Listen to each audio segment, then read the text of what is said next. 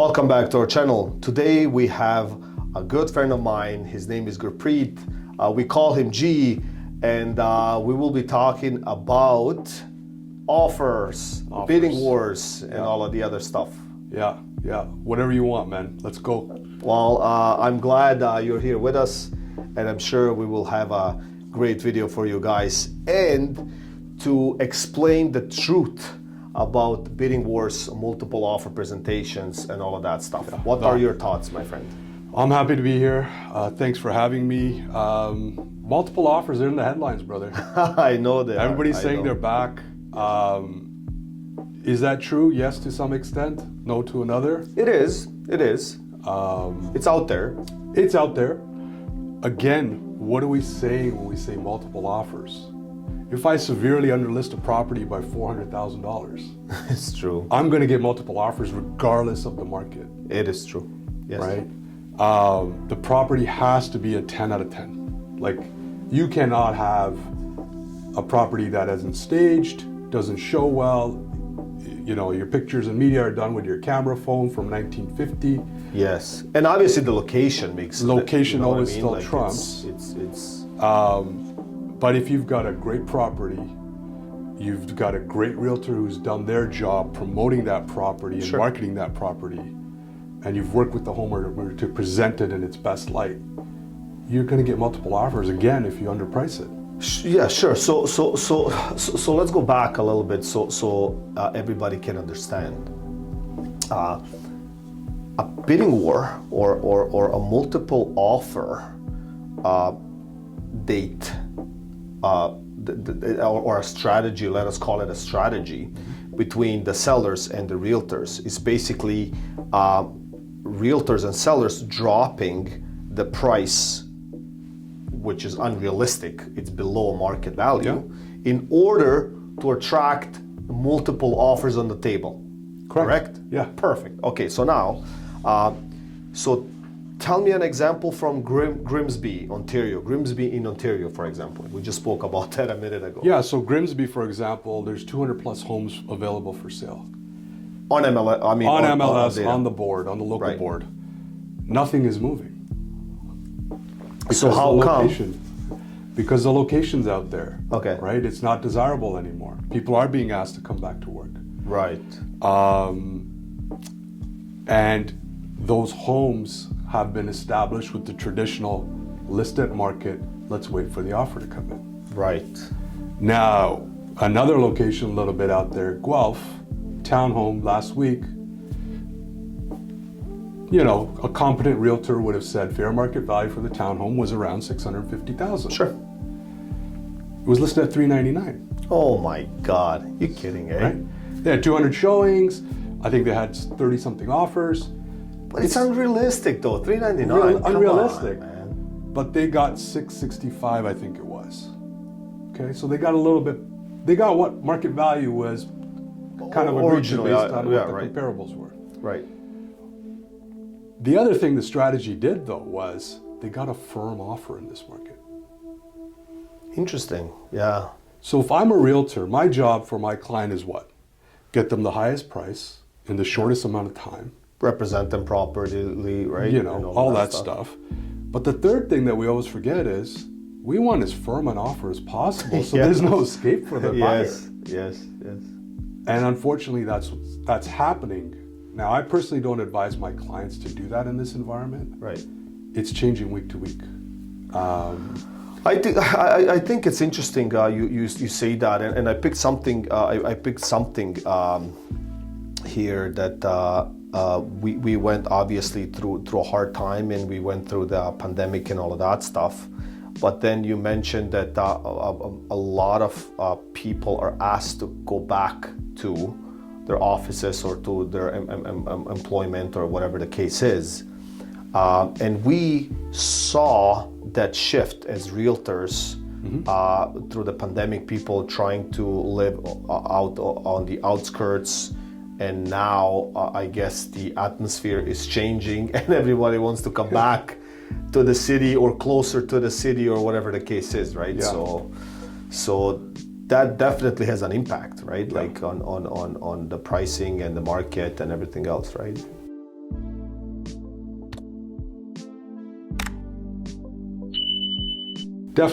Definitely. And, the Bank of Canada coming out 2 weeks ago and saying we're going to pause on these interest rate hikes, that's given a lot of people consumer confidence to know my rate's not going up next month or maybe the month after like it was for the last 10 months. Yeah, but there's really no guarantees. There's no guarantee. I mean, if you look at the past, situations, they said many things and they did. Wow. Like, I'm glad you bring that up, Alice, right. because a lot of realtors, when the rates started hiking so aggressively, Sure. were like, Tiff McCallum lied. He said rates were going to stay low for a long time. And they did, yeah, and they didn't. That's what happened. Yeah. Those same realtors now that he said we're going to hit pause are saying, hey guys, it's over. Let's jump back in the market. It's going crazy. Yeah. Well, I don't trust the guy. Yeah, it's true. But I think also since we both are full-time realtors and we both trade in real estate and we know the pulse of the market, etc., it is important to educate our clients and to guide them properly. And if there's a need for something, fulfill that need, right? Rather than speculation, rather than trying to find different ways, because the market is, I believe, it's fragile, but not to that point where I think it's going to be a crash, where we're going to see 90% off. I don't think it's going to happen. That's not happening. That's not going to happen. Our biggest issue still, you know this, I know this, sure, is inventory and supply. I mean, when the Canadian government is saying we're going to allow 500,000 new immigrants into this country, that's a big plus, though. And they don't have a plan for housing, where are these people going? So regardless of where the interest rate's going to go, maybe it's Grimsby, which is a beautiful location. We're not getting down on Grimsby. Yeah. But, regardless of where the interest rate is, these immigrants are educated. They're coming in with money. Yeah, I've seen some. And they're coming from nations that they're probably used to living in smaller spaces. So they don't care for the big 3,000 square foot home. Yeah, you bring a good point, because like even as with new builders and stuff like that, like we obviously see the tendencies with 2-bedroom condos being around 750 square feet, 720, 800 is like almost a penthouse at this point, right? Yeah. So going back to Europe, that's kind of the norm. Like if you look at 700 square feet or 750 anywhere in Europe, Germany, England, like wherever you are, right? That's a big condo. It's considered like and it's a luxury. for a family of 4 usually, right? Yeah. So it's the same thing in India, where my parents are from. Right. It's even crazier. You'd have, like, my dad grew up with 9 brothers and sisters in a 2-bedroom house. With no Wi-Fi. With no Wi-Fi. And no problems. no running water, no nothing. But they were happy. And so, let's be honest. Immigrants ours are coming from Africa. I mean, they're coming from worldwide. Yeah, worldwide for sure. But it's Canada, right? They're coming from India, China, Europe, and Africa. They're from Asia and Africa. Sure. Those guys, like you said, they're used to smaller spaces. They're used to living on top of each other. For them, 750 square feet is massive. I think they're looking also for the opportunity, right? Yeah. Like, I mean, like obviously maybe they're escaping something on the other end of the world and they're coming here and the opportunity.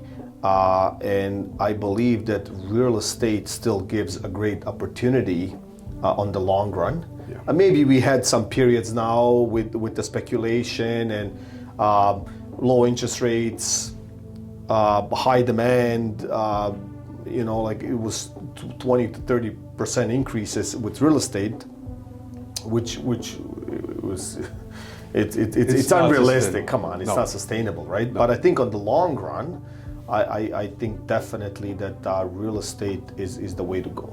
Yeah. I mean, it's still the word I love that you use is opportunity. Yes, that's the word I use with all my clients, regardless of the market. Yeah. Is there an opportunity here as a first-time home buyer for you to get it? Absolutely. Is there an opportunity here for you, an investor, to add to your portfolio? Yes. If the opportunity makes sense with your wants and needs, pull the trigger. 100%. If it doesn't, wait. Because even the graphs and the history and everything showed that brick and mortar real estate is definitely a way to go, and it's a secure investment over a long period of time. Plus a roof over your head, security, pride of ownership. Because people are forgetting, right? Like, there's pride in owning something. Yeah. Whatever that is, right? Yeah. So living as a tenant, and maybe some of our viewers are out there, they're tenants. I mean, there's always something missing. Yeah. You know what I mean? Like, they're like, you don't know if that landlord will move in, kick you out, increase the rate, the month, you name it, right? There's freedom in, hey, I want to paint this wall pink. Yes. Yes. And I don't have to get permission as a grown man from my landlord to paint it pink if I want for my daughter's bedroom. Or do alterations. Whatever the case is. Whatever the case is, changing the kitchen for your wife, bathrooms, etc. Right? So that's a good point. But let's summarize it here. So basically, what we're both saying here is that there are multiple offer situations on property that are 10 out of 10. 10 out of 10. In a beautiful, obviously, location. Absolutely. The standard real estate. Sure. That have been marketed well, that it showed to their best, and likely 99% are severely underpriced. Right. And those are going to attract the multiple offers. But I would caution, you still want to make sure as an agent that your client is pre-approved. Yes. I personally would, if I'm representing the buyer, I'm not waiving that appraisal or that finance condition in this market. Yeah, probably not the wisest thing to do, right? I know because you don't know. Unless I got a cash buyer or somebody with deep pockets, first-time buyers, I'm not getting involved. It's and for your sellers out there, there are definitely different strategies.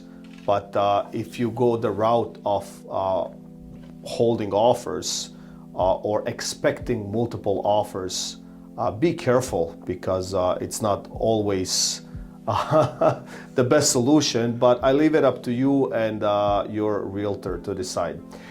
G, thank you so much for coming here today. You, brother. It was a pleasure as always, and I hope we can do more videos like this. Sounds good, brother. Thank you for having me, man. Thank you. Thank you, guys.